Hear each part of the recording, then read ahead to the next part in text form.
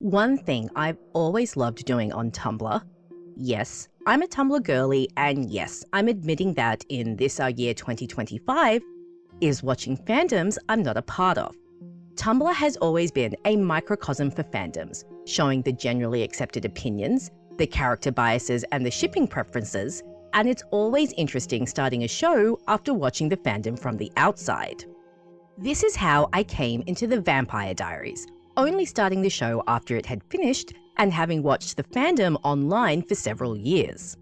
One thing which I kept picking up on over and over was the intense dislike for protagonist Elena Gilbert, with her character being accused of being everything from a Mary Sue to a villain protagonist to a creator's pet. So, as I watched the seasons of the show, I tried to pay close attention to Elena to see why there was such intense hatred for her in the fandom. And the conclusion I came to was that while Elena was certainly not any of the former labels just mentioned, she was kind of empty as a character. And I think that this is the biggest problem with her and why fans find it so easy to attach so many negative labels to her and her characterization. Let me elaborate. When we first meet characters in premiere seasons, we have to get to know them and discover their personalities in order to watch them grow and evolve. Most characters in pilot episodes will have good bones with foundations ready to be built upon, awaiting development and characterization to fill them up, to prevent them from becoming blank slates or stagnant characters. Over the course of the show, the characters should develop and grow, and this development fills them in and makes them relatable, likable, and endearing to audiences. We see this with many characters on the Vampire Diaries, from the initially shallow Caroline Forbes, who grows from a controlling popular airhead to a powerful and independent vampire, to the horribly mistreated Bonnie Bennett, who grows in magical power and claws her agency back time and again as the show tries to strip her of it. But Elena Gilbert sadly never quite gets this development, with practically every opportunity for growth and change in her character ignored until it's almost too late. Thus, her character carries an emptiness with her and becomes a blank slate upon which fans can voice their negative opinions and labels. If you look at her character at the end of her run versus the beginning, she does not appear all that different, despite enduring many traumatic and impactful life events over the course of the show. When we first meet Elena, she is the sad orphan girl who is, apparently, trying to escape said label. We are told virtually nothing else about her, only that she is still grieving the death of her parents, but even her grief is somewhat empty.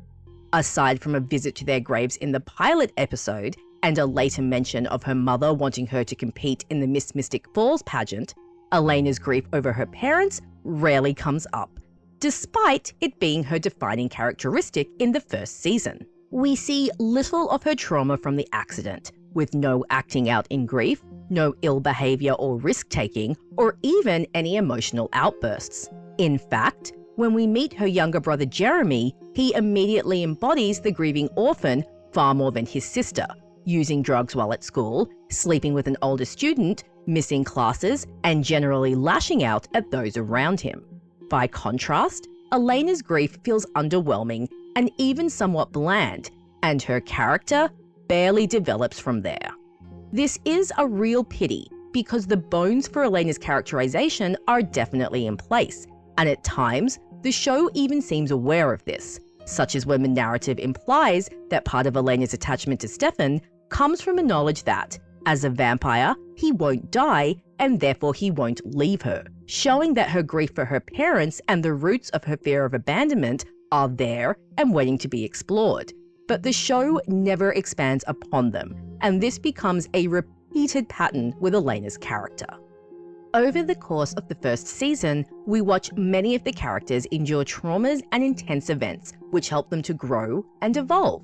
Caroline is subjected to a particularly nasty abusive relationship at the hands of Damon, but manages to overcome said abuse and become a stronger person, asserting her agency more and growing more empathetic and caring. Bonnie starts to explore her magic, growing in power before suffering through the loss of her grams, her grief so much more palpable and genuine than Elena's, and her determination to honor the memory of her grams coming through clearly. Even the antagonistic Salvatore brothers are both fighting their pasts, changing and evolving as predatory vampires as well as flawed human beings. But through all of this, Elena Gilbert remains stagnant. She does have her new relationship with Stefan Salvatore, but even that, while very sweet to watch, can feel underdeveloped at times, especially during their first few interactions, where they seem to fall in love practically overnight and become a couple within the first few episodes, with little disruption to their dynamic from there. For the majority of the season, Elena is a fairly passive character, with events happening around her, but none of them actually serving her character, even when they should. For example, a whole storyline involving Elena's parentage is written into the series, where it's revealed that Elena is adopted and that her biological mother Isabel is now a vampire. This revelation should have tied into Elena's ongoing grief over her parents' deaths, and her confrontations with her biological mother should have been fraught and intense and used to further Elena's character arc. But instead, they were lackluster and led nowhere. Yet another opportunity to fill in Elena's characterization missed. As the series moves into season 2, Elena's character starts to suffer even more, as this particular season is probably the worst when it comes to denying her any development. The main storyline of season 2 sees Elena become a very prized commodity, as she, being the mystical doppelganger, is the key to breaking an ancient curse, and the original vampire Klaus is intending to use her for this purpose. As such, she is in constant danger throughout the season, with every bad guy who owes Klaus a debt trying to get their hands on her, and her character is given no room to grow or change due to this constant peril. Elena spends the season being saved time and again by her friends and paramours, all of whom, once again, get far more development than she does. In this season, Caroline Forbes is turned into a vampire and undergoes a deeply traumatic transformation, which ironically makes her come out the other side stronger and far more independent than she was before. Along the way, she mends her relationship with her mother and helps her friend Tyler through his own transformation into a werewolf, showing how much she has evolved from her more self-centered season 1 persona. Meanwhile, the two Salvatore brothers have to deal with the return of their sire Catherine and both of their conflicting feelings surrounding her, all while dealing with the fact that they both have feelings for the same girl. Again. Meanwhile, Bonnie's magic continues to grow, as do her connections with the magical world, while a surprising romance with Jeremy helps to develop her emotional side. Yet again, through all of this, Elena remains stagnant. While we do get to see glimpses of stronger personality traits start to shine through, particularly when she gets the chance to fight back against her attackers or decides to sacrifice herself for her friends, these are traits which were already established in season 1, and while the second season takes several moments to showcase them, nothing is built upon or developed. Similarly to season 1, there are hints at deeper characterization and the opportunity to explore Elena's past and trauma, such as the returning Isabel and Elena finally meeting her doppelganger Catherine, but these interactions are, once again, woefully underused. At the climax of the season, 3 major events happen which once again offer possibility for growth and development of Elena's character. Her aunt and guardian Jenna dies, her biological father sacrifices his life for hers, and Stefan leaves her and the town in order to save Damon's life. Elena's life is completely upturned, and we head into season 3 with the potential to start filling in her characterization. And, once again, it's completely missed. Are we starting to sense a pattern here? Season 3 adds the original family of vampires to the cast, and, to be honest, the show does start to feel a bit bloated when it comes to the many characters.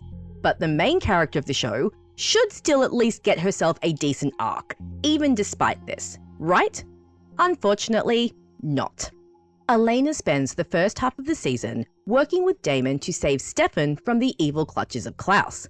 And again, while her personality traits are on full display and she demonstrates more fire than the previous 2 seasons, she still gets little development. Much of her time in the second half of the season is spent in the middle of the now infamous love triangle between her and the Salvatore brothers. And, While her chemistry with both actors and dynamics with both characters make for entertaining viewing, the triangle takes up so much space that there's little room for Elena to grow. As a viewer, it can get frustrating to watch a character stagnate, but even worse is watching potential for growth and development be completely wasted. And that brings us to Elena's character during Season 4.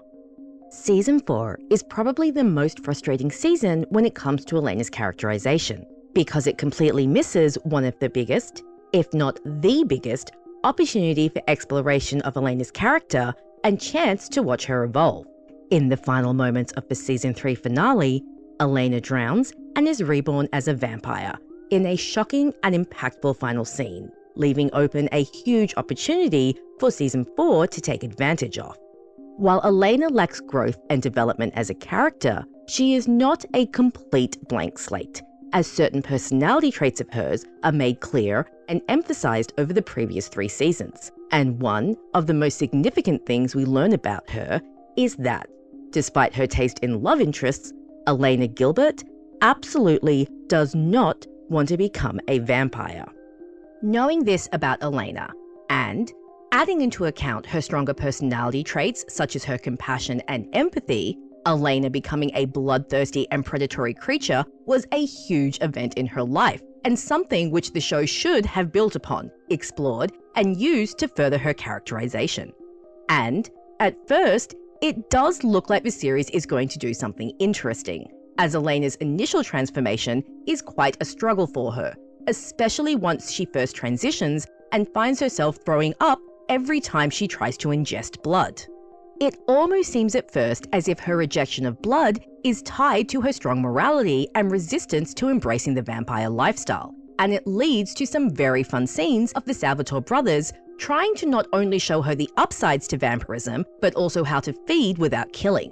One of the best scenes in the season shows Elena and Damon dancing together at a frat party while feeding on the unsuspecting partygoers, and we actually see Elena start to get a hold of her bloodlust and be able to drink blood without rejecting it. Things get even more interesting with the arrival of the hunters, one of whom zeroes in on Elena and whom she ends up killing in a fit of rage, leaving her reeling from taking a human life and deeply traumatized by the action. In the first few episodes of Season 4, we actually see more change in Elena than we have in 3 entire seasons. And if the show had only continued down this path, Elena could have ended the season a completely different person, changed by the experience of becoming and then learning to function as a vampire. But then, we learn the real reason behind Elena's inability to digest blood, the real reason she killed the hunter, the real reason she has been so changed. It's revealed that Elena is sired to Damon. In the TVD-verse, being sired to one's maker means that said maker essentially has control over the new vampire. And even if his control isn't a conscious action by the sire, it turns out that they can and do influence their sired vampire's actions. And so, instead of Elena's vampirism belonging to her and being a catalyst for change, struggle, and overcoming her new nature, everything is instead linked to the sire bond. She can't ingest blood bags or animal blood because Damon insisted that she needed blood straight from the vein. She killed the hunter because Damon instructed her to. Even her evolving feelings for Damon are put under scrutiny due to the sire bond calling into question how genuine they are. For a lot of fans, that last point was a sore one, as it implied that Elena's feelings weren't entirely her own. But in my opinion, the bigger fault is that the sire bond takes away Elena's agency and relieves her of any responsibility for her less than savory actions, including murder. It completely removed any development Elena appeared to have from the first handful of episodes of the season. Even worse than the sire bond is the introduction of the cure, an apparent cure to vampirism, which is oh so conveniently discovered now that Elena has become a vampire. And, again, this removes any chance of development or interesting characterization which could have come from Elena's new undead status. Now, instead of continuing to learn how to function as a vampire, Elena can chase down the cure and revert to being a human. It almost feels anticlimactic. It's during the hunt for the cure but Elena loses her last family member, younger brother Jeremy. In the wake of Jeremy's death, Elena's vampire emotions completely overwhelm her, and in an attempt to ease her pain, Damon orders her to turn off her humanity, once again removing agency from Elena and making what should have been her choice something that was instead done to her, which once again relieves her of any responsibility and once again misses an opportunity to develop her character. Turning off Elena's humanity completely stalls her character, as she loses the ability to feel empathy, compassion, or any helpful or healthy emotion. While it can be fun to watch humanity-less Elena, highlights include her practically breaking a waitress in half and feeding on a cheerleader solely to steal her hair ribbon, spending so many episodes in this state again wastes the potential in the Elena as a newbie vampire storyline. Elena's humanity is turned back on towards the close of the season, and because the writers left themselves so little time to explore any of her actions during her humanity-less time, she wallows around in guilt for barely an episode before happily graduating, declaring her love for Damon, having her brother return from the dead, and finally taking down Catherine. It goes against almost everything we know about Elena's character for her to move on so quickly, and it feels like the writers were trying to rush her back to her pre-vampire self by resurrecting Jeremy so easily. So, we're 4 seasons in and our main character is still severely underdeveloped and still feeling quite empty, despite all of the trauma she's undergone. With that being said, in her final 2 seasons on the show, the series finally allows Elena to start developing as a character. Although, it does feel at times as though the writers were dragged into writing said development, kicking and screaming all the way. As Elena enters college in the 5th season, we see her finally start to stretch her wings a little and move outside of her Mystic Falls roots. She seems eager to attend class and parties and experience every part of college life. We see her more enthusiastic and passionate than we have before, and she makes new friends outside her high school social circle and even starts to discover more about her almost forgotten dead parents. Her character starts to feel fuller and more engrossing than she had over the previous 4 seasons. Her relationship with Damon also undergoes some extreme highs and lows, which tests her and sees her confront some less savory aspects about both him and herself. She has to reconcile with the recklessness of her love for Damon and whether being with him is even a good thing for her. However, when she and Stefan start having shared visions of a blissful future where they are romantically together, Elena rejects fate, choosing her very messy relationship with Damon because at least it is real and tangible and in the moment. And when she tragically loses him in the season finale, her grief feels palpable and real.